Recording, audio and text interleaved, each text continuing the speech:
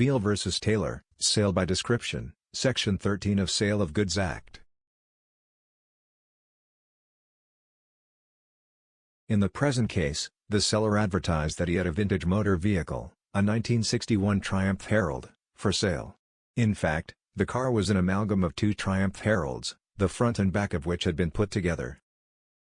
"I saw your advertisement of your car and I am interested in buying it. Can you show me the functionalities and features of the car?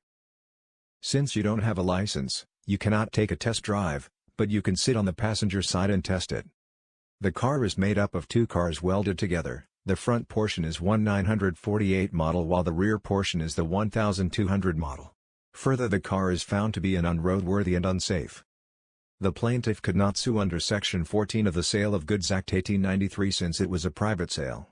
Instead, he sued under Section 13 of the same act later. The plaintiff discovered a number of defects, rendering the motor vehicle unsatisfactory quality, and brought an action for damages against the seller.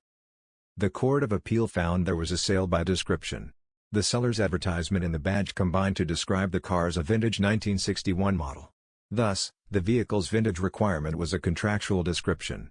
In these circumstances, the Court of Appeal concluded that the plaintiff was entitled to damages for breach of the implied condition as to correspondence with description.